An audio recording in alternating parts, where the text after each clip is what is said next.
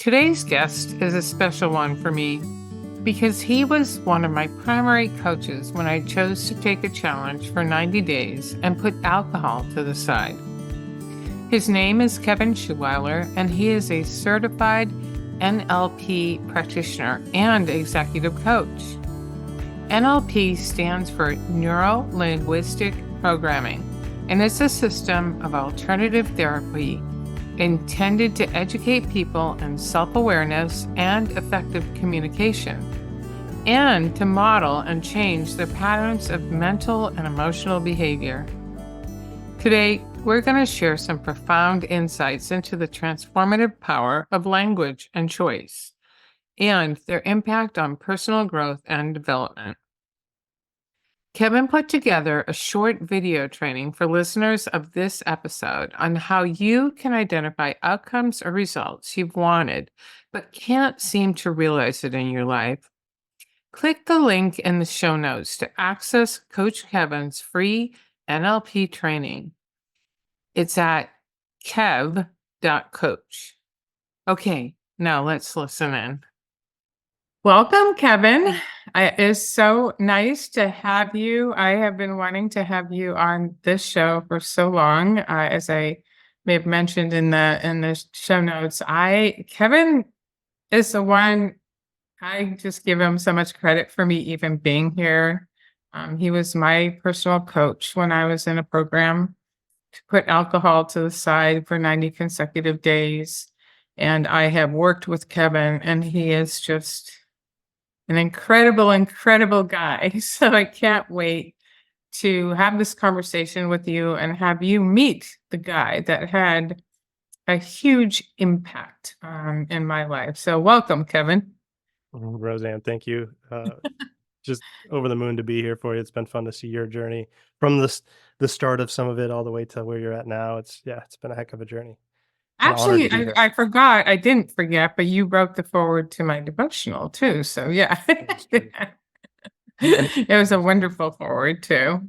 So there's a million things I could talk about with you today. We could talk for hours easily. Yeah.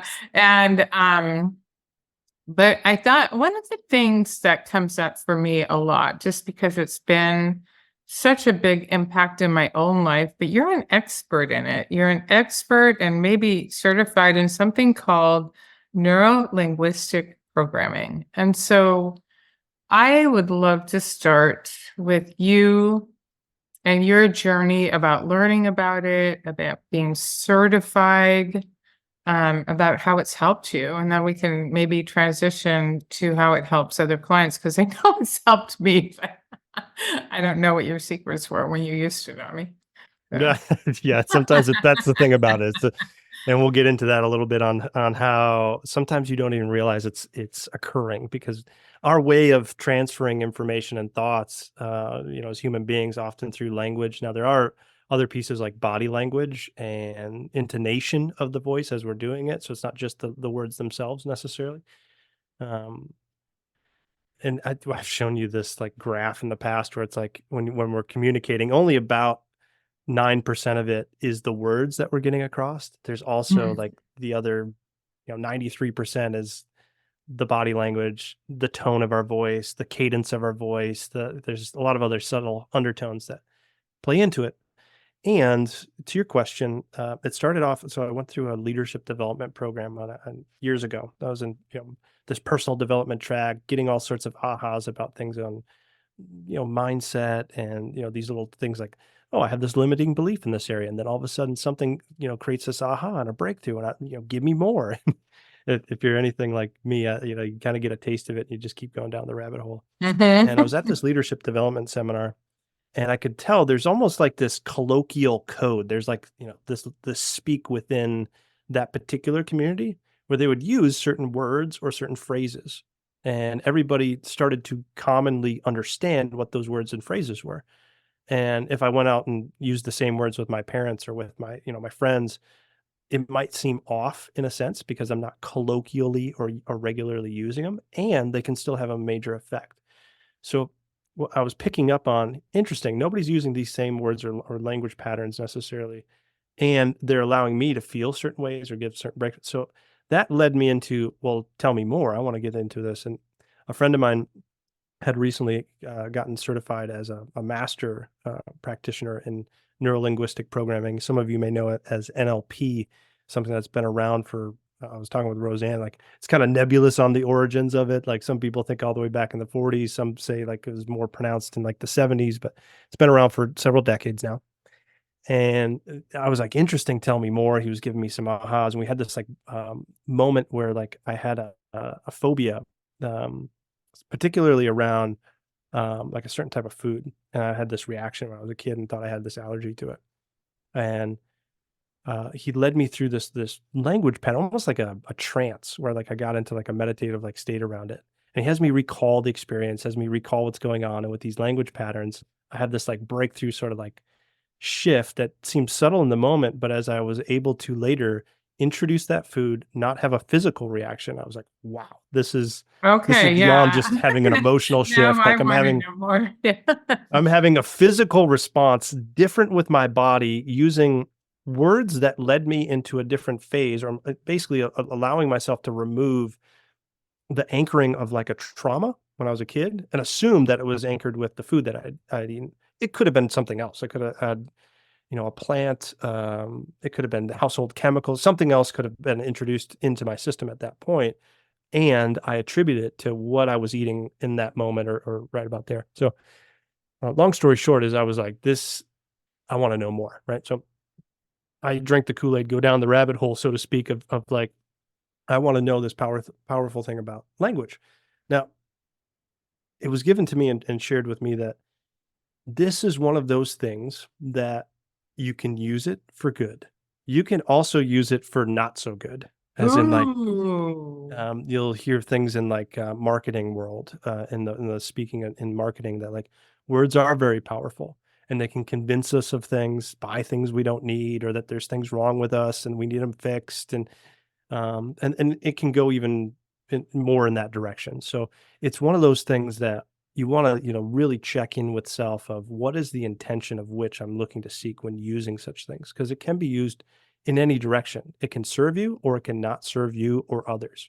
And so that's the big caveat I want to bring into this conversation, is like, beware the beholder of these, types of language patterns, because they can make a difference in someone's world for the negative, right? Well, I know I've studied cults and I know their words and methodologies work super well too. So Mhm. yeah, Yes, sir. interesting. So fast forward, to go through, get certified in that, working as a coach, as Roseanne had shared, like we had done some work together over the years, and it's allowed for myself to get out of my own way in certain areas, and has allowed for some of the others that I've worked with to have a breakthrough or shift in some of the relationship around their relationship with alcohol, something that near and dear to our hearts, and I know for others. Mhm. And it goes far beyond that. It's not just about, let's say, a relationship with one thing like alcohol. It can be used in many other areas. Um, and I feel like this conversation can go in many directions because it can touch so many areas. And I would like to use it in such a way today that we can get some practical ahas and takeaways. So that's Well, let's something for the do it. You listeners. can feel free to work on me too. I'm always an open book. And you know me so well, you know where you could use. there's always there's always so many places you can go when you got some history together. So one of the ones we've worked with in the past, of just it's an exercise that many others that are listening might already know, but um, using words that can feel kind of heavy or contractive would be the state that I would consider it. Um, if we just shift that language, it can somehow create an opening and a dynamic potentially. So the way I like to look at it is words create an opening. It doesn't necessarily mean that the person that the opening is in front of will walk through that opening. Okay. So the exercise that I like to start with is just a simple one around our to-do list. We've used this many times, Roseanne and I have. Oh yeah, no, I think it's one of my core concepts. Let's see if it is. Okay. Oh, should I say it? Yeah, please. I would love it. I get to. Hmm. Is that it? Yeah, I don't know if you know this, but I built 12 biblically based principles for changing your relationship with alcohol, and I'm putting them into churches. But core concept number 3 is I get to. Now, I use that scripturally. I find scripture that's associated with it, but now you guys know where I learned it, Kevin. Interesting overlap too when you look at scripture, because scripture, they're words on a page, sure, factually I can see like here's this Bible and I page through the book and they got these words on there. And those patterns of words can carry more behind it than just a random grouping of letters that are on a page, right? And they can create an opening. Doesn't mean that everyone that opens that book and starts reading will get the transformative kind of walk through the door experience Right. as they go through those words. And I think that's a really interesting correlation. It's like just because somebody's reading out loud of scripture, how many times have I read through scripture and not really felt the opening that, me walking Amen. through it, Right. getting. And so it's kind of an interesting correlation here where words can create an opening. It doesn't necessarily mean I get that aha, that shift, or that powerful transformative feeling with the power that those words could hold. So with the tying it back to that, the I get to piece, like just looking at our to-do lists, many of us have more things on that to-do list than we can do in an entire day. And it gives this feeling nowadays that I'm always behind. I can never catch up. Right. And then I feel like every moment I wake up and I look at this long list, and I'm like, oh, I got to do this, and I really should go to the gym. And so words like I should, or I got to, or I have to. Many of these, when you look at the list, they can feel really heavy. And so the exercise that we would often give to people is we'd have them write out their list, just read it through one by one, and just go, okay, tomorrow morning, I have to get up, I have to go to the restroom, I have to do XYZ in the restroom. I have to walk into the kitchen. For me, I have a cat, and the cat's promptly sitting there looking for breakfast, so I got to feed the cat. I got to make sure that and the list goes on and on as you move through the morning into the day, and all these things like I got to do this, and I should do that, and I got to do this, and it feels really heavy when I say it through that lens, right? So the words hint at what I'm already feeling, like a mindset or a frame around how I'm perceiving that list of to-dos. And as I have somebody do that example, feels very natural because many of us wake up and we're like, yeah, I really got to do this. I really should go to the gym tomorrow. And I really got, whereas if I were to give some language like openings, all I can do is just take that same list of 27 to-dos that probably more than anybody could accomplish in one day. And if I just give subtle tweak at the beginning of I have to or I should, I move it into I get to.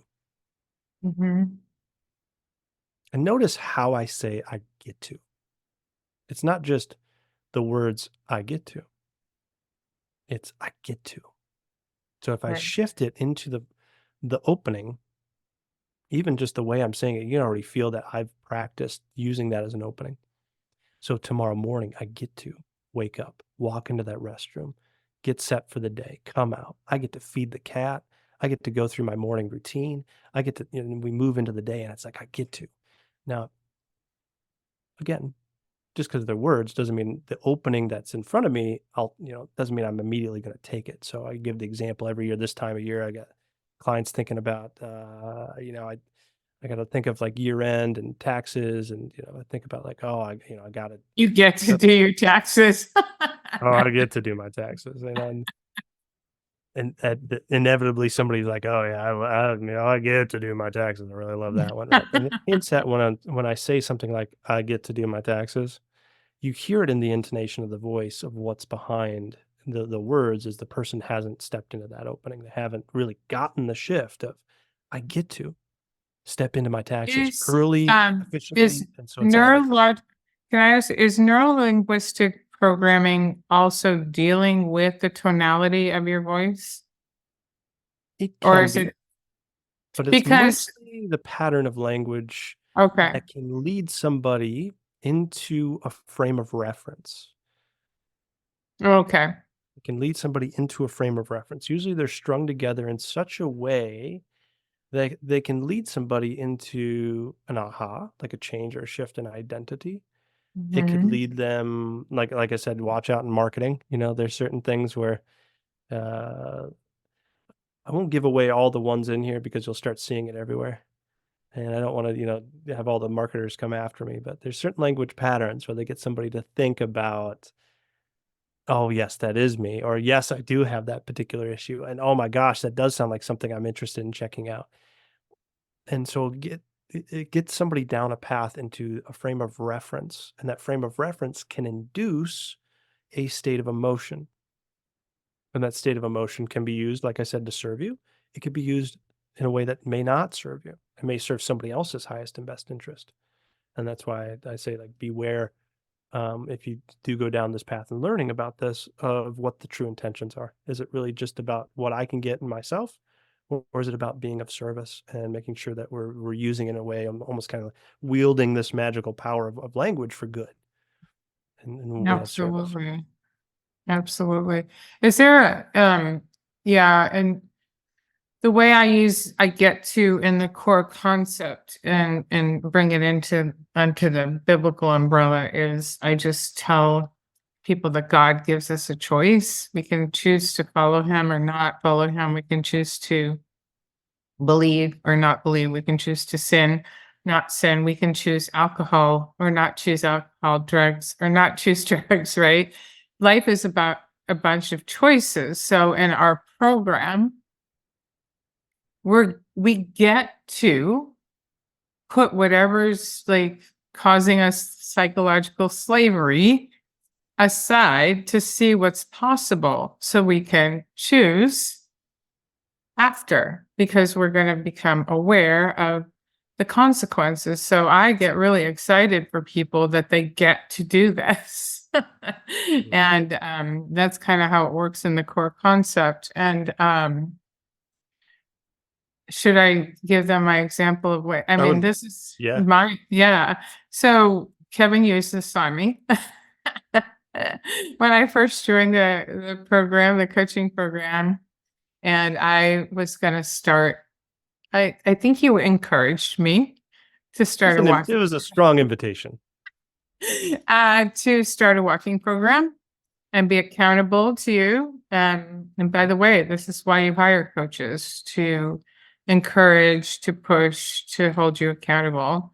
Um, but I started a walking program and I don't know, maybe I did it the first day, I texted them, maybe I did it the second day, and I was on the group coaching call and I said, yeah, I have to do this walking thing. And Kevin's like, do you have to or do you get to? Like, oh yeah, I forgot.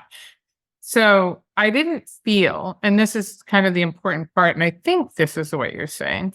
Um, I didn't feel at the time, like call it the first week, that I got to, but I did need to change my languaging to change my mindset. So it wasn't about um every time I would catch myself saying I have to, I go, no, no, no, I get to. I didn't believe it yet. But after a week, I did, you know. So is that typical to This is something that somebody could get in an instant. It could be something that may give that person an entire, year more, giving themselves to it. Now, what's also interesting about the choice on this one, I'm using the word choice specifically. That's another language pattern we've gone through over the well, years. that's okay. And that see, I Now, didn't know that, but I use choose. so Yeah. when you're looking at this particular avenue, this opportunity, motion or moving into something is also an interesting correlation. So it's not just, you know, I get to change my attitude. Okay? It's I get to wake up, put on those shoes, walk out that door at the same time each day and start this new habit to shift my life. And as you move out that door and you start walking, it starts to have this physical effect on your body. Because now here I am differently. Like I've changed my environment. I'm out that door. I'm in that morning walk. The sun is on my face. So I'm getting other external factors that may influence the state that I'm in, that may anchor that new choice in and go, wow, that's shifting my state, the way in which I'm feeling, or shifting my beingness in such a way that I'm feeling an impact. And then if I'm somebody that hasn't walked in the morning on a regular basis, I may have what's called recency bias. I may think of the last few days and weeks and months, I haven't really been doing that. And then all of a sudden today is a change. And then tomorrow as I wake up, I go, well, yesterday I went for that walk. Am I going to do it again today? And that recency bias will recall like, well, I did do it yesterday, but we also didn't do it that many other days prior to that. But then as you string a second and a third and a fourth, now all of a sudden it's starting to string things, and that giving yourself to it over a week might start to sink in after you've done it a week. So I think this is kind of an interesting correlation where it's a shift with language coupled with a physical action that's strung together over a certain number of days. Now all of a sudden you Oh get this yeah, it's aha. like a cue and a trigger. Yeah. Mhm.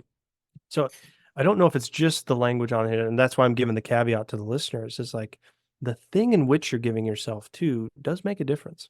Because if it's I get to do my taxes, but it takes, let's say 4 weeks to get all your taxes figured out.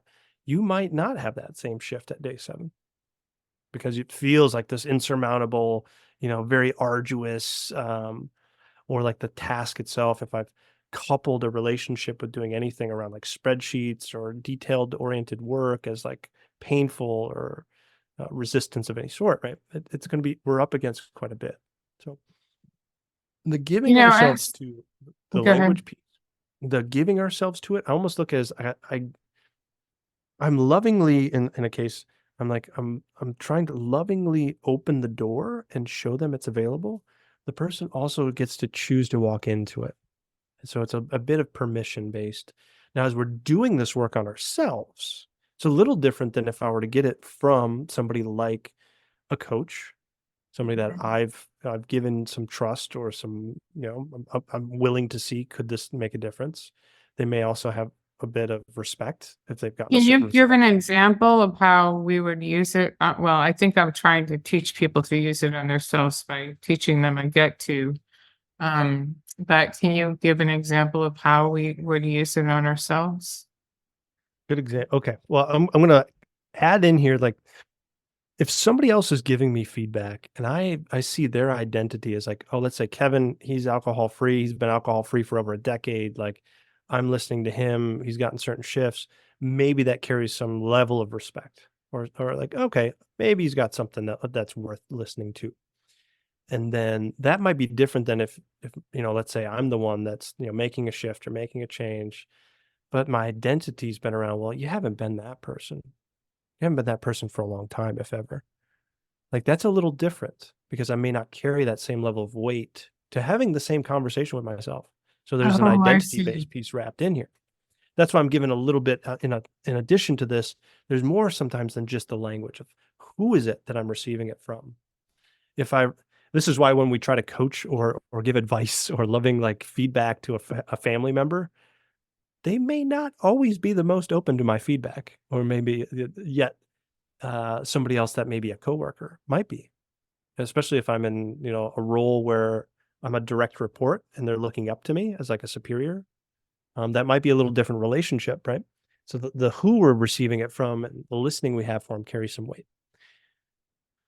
So to your question, how does somebody coach oneself? Well, first, I like to connect with a higher version of myself that may not be here right now. And the way I like to do this is a fun one. Uh, I want anyone that's listening to just close your eyes. If you're driving, we can have you come back and review this part in the audio. So please don't don't put anyone at Press risk on the road. press pause. Yeah. Though, if you're able to, I would love to just have anyone that's listening close their eyes for a moment and just envision yourself at, like a small gathering, something that's intimate, just comfortable, right? If you're very introverted, it's okay. I'm not asking you to be around a bunch of people. Just think of like one or two people that you're okay with.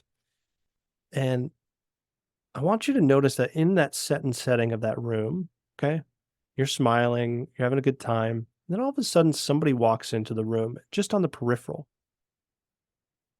right? You're not looking right at the room, and the person that's walking in. You're not looking directly in their eyes. You're just feeling the sense of someone walking into that room. So maybe you're in conversation with somebody else and you sense they're walking up. But I want you to notice I'm not looking at them, but it feels like it's me. And it feels like it's a future version of me, let's say a year or two from now. And they've gotten a particular result that you'd like to step into. I want you to notice how that version of myself carries and holds themselves. You just get a sense that they command the room a little bit differently, or like a version of myself that is a little more grounded and confident, a version of myself that can figure it out, that's emotionally grounded and stable with anything that's thrown their way. Okay. And so if I'm using language, like I'm connecting, I sense that version of me, and you can open your eyes for a moment. You can just sense that version. Okay. Now, I may not believe I am that version. I'm just getting connected to what that might feel like as a future version, and how that can influence the words or the language patterns is I'm inducing a state or an experience different than who I might be unaltered just as I am now. And that can help me. So like connecting it to a very specific thing, like let's say I want to quit smoking and I'm just thinking about myself and I'm going to use language to try to help myself, but I've been doing this for years. Well, if I just think to myself, oh, the language is going to solve it. Yeah, maybe. But what if there was a version of me a year from now, two, maybe I've already solved that. It's no big deal. I got this. I got all of it. And I'm almost in time reaching back out to myself, giving an energetic or emotional transmission of what it would be like to feel like me in the future, free of the nicotine, free, where I easily only breathe clean, fresh air.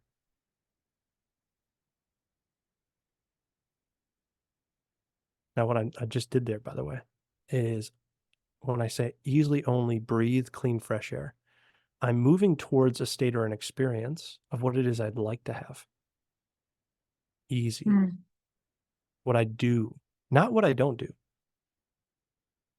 And that language can help move me in a direction of where the pleasure, where we're moving towards, rather than what I'm moving away from. Many people talk about, oh, I got to quit smoking, or in the future, a year from now, where I don't smoke. And Roseanne, we've talked about this before. It's like you close your eyes, and if I told yourself, don't think of yourself smoking. I mean, Right. it's like to close my eyes and do such a thing. That language will it'll pull up an image of you with a cigarette in hand or some sort. And even if those listening don't, it's like it's hard not to hear those words without the mind doing something. Well, it's Another like power. saying, "Don't drink, don't drink, don't drink." Like, what Mhm. are you thinking about constantly? Drinking. So, yeah. Exactly. So when I connect to that future version of myself, it's like I got this. I got all this. A year from now, two, right? I can envision that in a year or two, maybe it is possible that I've had that shift. I'm not asking you tomorrow or a week from now to be that person. I'm giving it far enough runway that it could be conceivable that a change or shift has occurred.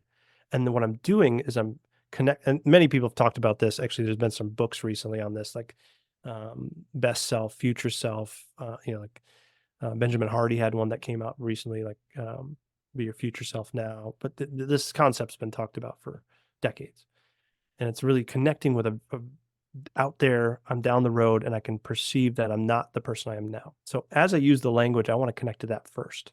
Then I can come into things like I easily only breathe clean, fresh air. And this is what I'm moving towards. Another fun one is like, I haven't quit smoking yet. Okay, that's one. Interesting. If I use the word yet, that gives possibility. Yeah. Oh, I like that. Okay. Or Why aren't we using it with drinking? We should be doing that. fun one is like, I haven't let go of the drinking until now. I have it until now, right? Until now is a very interesting one. Is I'm sure it's hard to connect to who I would be differently without it until now. And when I use language like that, it helps me anchor in a moment that something could be different in this moment. Could be. Again, open door. It's up to the person. Well, and Because the there's no mind's looking shame for or what's back there. there's no shame or guilt in there. It's what I mean, that's really the languaging you're talking about takes away the the bully, the internal bully. As a matter of fact, I just wonder if we can take a minute. We're both positive intelligence coaches, right? Mhm. And what do you think that? And just let me just summarize. Positive intelligence is kind of the science behind dealing with difficult situations or challenging situations with a positive mindset versus a negative one. And I like to bring scripture into it, of course. 2 Corinthians 10:5, meaning capturing your thoughts and making them obedient to Christ. That is kind of the crossover here for me when I use scripture. But how do you think positive intelligence and neuro linguistic programming work? How do they They're very overlap? tied. So Yeah. so when I look at something like a positive intelligence for anyone that hasn't been exposed to it, Roseanne, would you like to give a little overview of that? Well, it's just about identifying. We all have this self-talk with ourselves that can be very critical, and the self-talk can come in forms of a variety of methodologies. There's nine characteristics, or 10, including the judge. What is it? Hyperachiever, um, avoider, Victim, hyper rational, controller, hypervigilant, victim. It's all victim. these conversations that you are capable of having with yourself. And positive intelligence helps us with identifying, I say capturing those thoughts. There you are. Not identifying them as you and transitioning them to a different conversation. Like, I don't think we have to go really too deep into like you're always bullying yourself because everybody's capable of it, you Hmm. know. And I am too. I thought, I'm here with all my family this week and with eight people, right? And there I saw it. I saw those old thoughts creeping in because that's we don't do that very often. I'm like, oh no, you're not going there. And one of the things that I noticed, this is how positive intelligence helped me. I think you've heard this before too, Kevin. I recognize it in my body.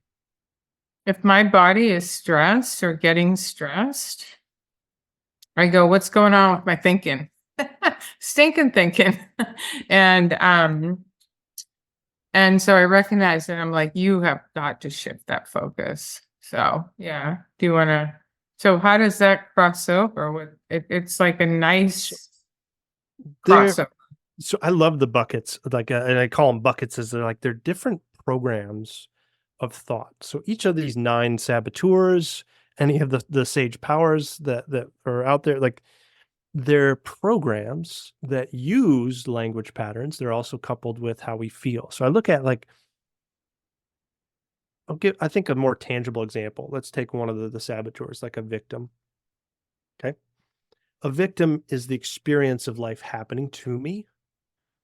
I'm the one that's in the experience. I don't have the agency or the seat of power on choosing what happened. It happened to me. And it might lead me into language patterns that are familiar to that frame of reference. Mm-hmm. A great one that I like to use with neuro linguistic programming is like the questions. The quality of my questions will impact the quality of my experience. You want to give an example of what you mean by that? Absolutely. So if I ask myself, let's take an experience someone could be victim to. Actually, I'll take one because there we could be subject to a person, like, and a question in there might be like, why did they do it to me? Or we might be subject to an experience that's much larger, an overarching thing. Like, let's take COVID-19. You know, and I could say something like, "Why hasn't the government figured this out already?" I could use questions that might um, lead me into it. When I ask the question, what is 2 plus 2? Or what is 3 times 3? And if I said, I don't want you to think of 5 times 7. Interestingly enough, the brain follows the question, and it wants to put something at the end of it. Mm. It wants to compute the answer. And I don't know if that's innate, like it's part of us, or if we get trained to that over time. I don't know the difference. And frankly, I don't think it makes a big difference of figuring out We do. what I know is the actual effect that most humans have is if I say, 1 plus 1 equals, and people follow it, it wants to put something at the end of it. So if I say like, why hasn't the government figured it out? Or why did so and so can't they think of, and as I go into those questions of reference, then I start going down that spiral rabbit hole around those same thoughts. And so when you think of these buckets of experience, if I shifted that quality of question to a higher frame, I'm using the word higher as if like it's a higher felt experience, or Mhm. on a spectrum of emotions from like heavy to light. It's a much lighter experience, right? We both know the sage power of like, well, will this matter this time next year? Okay, I could fast forward into the future. That might be a language pattern of one of the sage powers. Okay. Or Yeah. another one is like an empathy. It's like, well, what might that other person be experiencing for them to show up in the way that they did? And that's Well, that I'm trying to that go question. back to the government question when you feel victim to a bigger um problem, and what do you think are better questions? I wonder what's causing this to be so delayed, or yeah, I don't Yeah. know. Like, The fun one that I like to do is think of the brain as like a computer. And it gets in these little programs. Like if anyone's ever had a Windows-based computer, you just know you turn the thing on and things start firing up. Like it starts up. And I feel like there's some of those that we have going on in our head where we wake up and we just have these frames of reference, these thoughts that go on, even if they don't serve me. And so I think about, well, if I had a Windows-based computer and let's say it's really sluggish and slow at the start and it's not really efficient, I would probably close down some of those programs that are trying to get started right away to speed up the path in which I could go in a different direction. So the first is I want to close a loop. So I might move from, let's say, why are they doing it to me or why is it happening to me? And then I would move into a thought like another question: does it serve me to stay in this thought? right. Does it really serve me? Interesting question. That might help me close that loop for a moment. Go, yeah, I'll probably just be upset about this all day. Or I'll get into that same spiral and not get anywhere. Yeah, that might be an interesting question. Another one is what is the impact of me staying in this frame of reference a day, a week, a month, a year from now? Okay. And these are Yeah. just leading questions.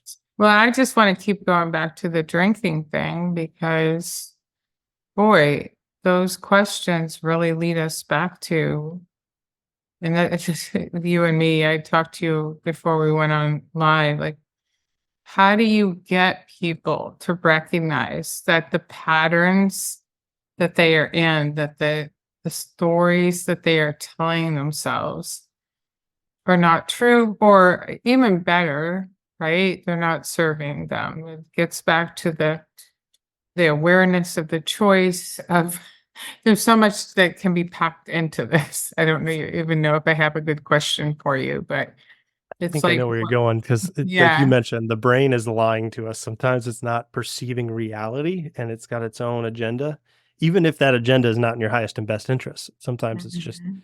that we're at the effect of certain cognitive biases, things like recency bias, what we've most recently experienced. It could be filters that we picked up since we were in childhood. And while we could, like you said, there's a lot in here. I think the way to tie it back is to realize that sometimes what we perceive is not the real, like reality based experience. It's a perception about that reality base. The classic example I like to give is that I had worked in affordable housing for many years, one of the programs we served was for women. And often for this particular program, they would have participants come in that are experiencing abuse, physical abuse in a relationship and need a place to go. Sometimes, single by themselves, like, or with children.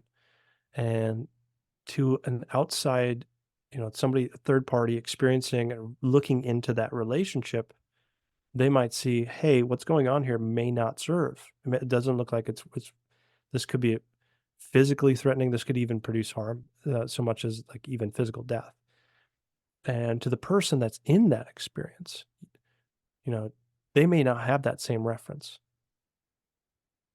To them, what may be experienced is a whole nother set of things. And they would have this video that they would give to the participants to kind of get them the ability to wrap their heads around like what's actually real, what's going on here. And one of the first things they experience is like in that video, they would show them that to the mind, anything that's perceived as being nebulous or unclear could be equated or linked to almost as if it's like death. Okay. So if I'm in this relationship, it's not working, it's abusive. Well, what am I going to do? Just leave? I'm just going to pick up and go. Where would I go? I don't know. Would he come after It's me? so complicated to do There's that. all these unanswered questions, and it seems very nebulous. It's not very clear. And so instead of sitting with those and going into a path to try to create clarity, the mind may naturally have its reaction to go, nah, and it's not a conscious conversation. It's more of like an unconscious or subconscious conversation that if it's unclear, I don't know, and that stressor could be putting us at risk or at harm. Whereas subconsciously, we're also seeing that, well, I've been here. I've been in this particular relationship for days or weeks or months, whatever it is. Sure, there is pain or stress or, what I'm experiencing. And each day I've woken up. And so to the mind, it can predict an outcome that I may likely wake up the next day. I may likely survive, even if it's slowly killing me, by the way. But Right. to the mind, it's like that has been given a certain number of days of showing a pattern. So maybe it's more likely that we should stay because that might equal our survival and we can figure it out as we go. And then we'll come up with lies or have a cognitive bias of looking at, could this actually be serving me? Of like, well, he seems to be, making promises that, he will work on this. And, he didn't really blow up in the morning. It was only really in the afternoon after he had a couple of drinks. It'll like start perceiving things in the way that may not actually be reality. You Right? know, you go It's ahead. I'm biased sorry. towards survival and less towards something that might be uncertain. And uncertain, even if it's the likely outcome to give us survival, just because it's uncertain, it can be equal to death to the mind, to the limbic brain. And so it will keep us in something that's no longer serving us, even And if there's a better path that we just haven't figured out yet. yeah, so one of the things that came up for me as you were saying that is another really important concept I learned when I was working with you, and that is having to lean into something that is not comfortable because change is not comfortable. And that very situation that you described, like, at least I know what I'm dealing with here. If I move out of that situation, right? I don't know. That's scary. And that's what we're talking about with the drinking thing too, is Exactly. that it's scary. This is what I know. This is what my body knows. These are my friends. What would life look like? Oh my gosh. You know what I mean? Who would I But hang out with? How would Friday night go if I had a bad day at work? How would, Christmas or New Year's or, Hanukkah or whatever, whatever's going on with a wedding, like we have all these like questions that if unanswered, it's like, what, hold on. I don't think I want to go down that. Let's just stay in what we're in. Even if I'm damaging relationships, my health is on the rocks, my career or job's at risk because of things that are, resulting of my drinking. We'll have all this stuff that may not be working continue just from the what ifs, basically, right? So, yeah, it relates to the same thing directly in the sense of like, well, I would want to be aware first that if it's nebulous, we're going to have some natural resistance of change. Notice how like as we get older, it's just I have more and more things that it's harder for me to like want to just naturally change and shift and do a 180 and throw. It's like I like get into a routine and I like my current environment, or I like the job that I'm in, or I find ways to stay. Like, and part of that is the mind not wanting to deal with extra things to figure out.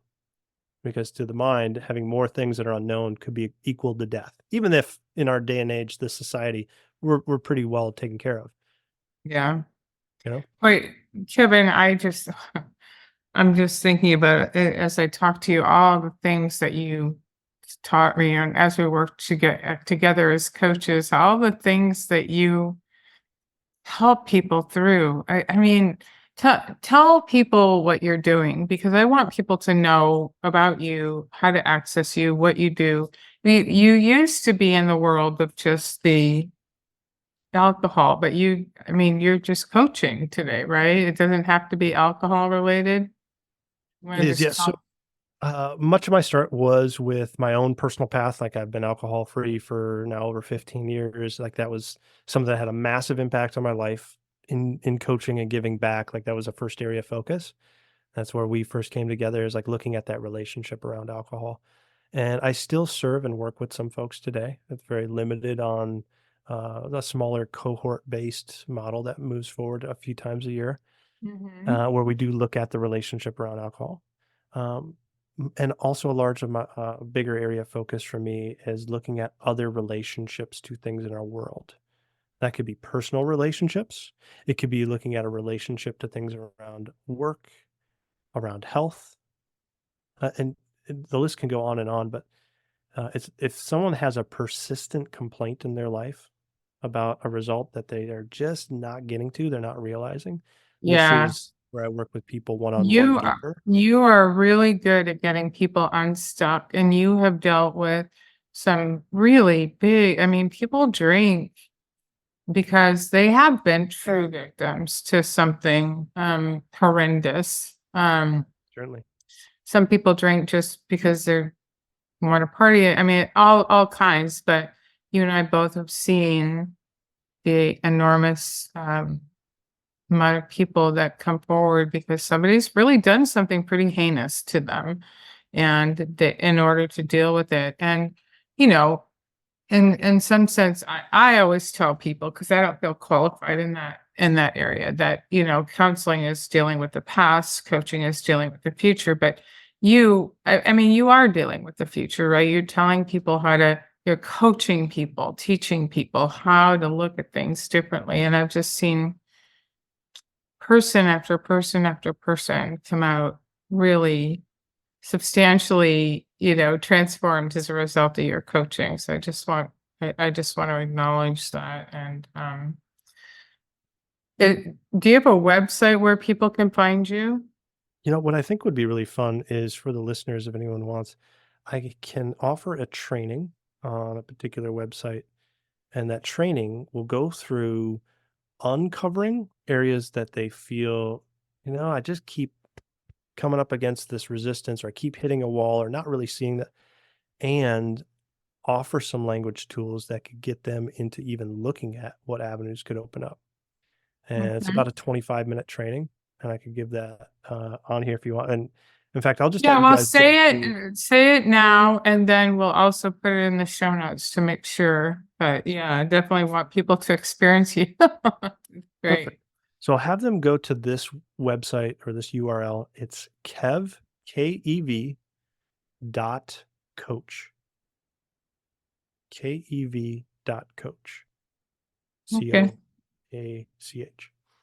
And on there, we'll host that. And I haven't pulled it out in a while, but I think this would be kind of fun for anyone that's listening to this. If they're like going into the new year, many of us do this new year thing where we're like, all right, this will be the year that, that I shift this or make this happen. And if it's anything persistent, like it's come up again and again, it's likely that I have resistance in some way that's coming in, that's curbing, shifting, or stopping my actions from moving forward.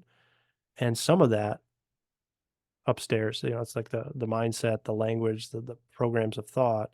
And oftentimes these questions or things that we're talking about can open the door that they can start walking into. So that's where Yeah. I'll send people. Yeah, for sure. And I of course call those thoughts from the enemy. The person who doesn't want us to shift towards God. He's really busy in my life sometimes. But Kevin, oh my gosh, thank you for being here. I'm gonna think of like 5 other things we can talk about. I know, if we get feedback and they want me to go deeper in certain, like we can do a follow-up. I feel like we It's barely just scratched the surface.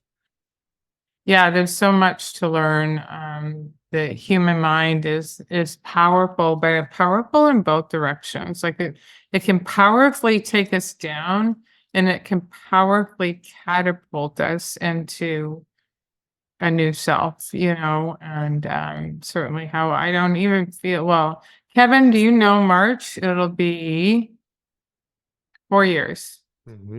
I was just thinking that in my head. I was like, it's Yeah, it'll be 4 years. And this episode appropriately will be released on January 1st. So, yeah, so I'm excited for people to amazing. New year, new you. It's time to get it. Yeah.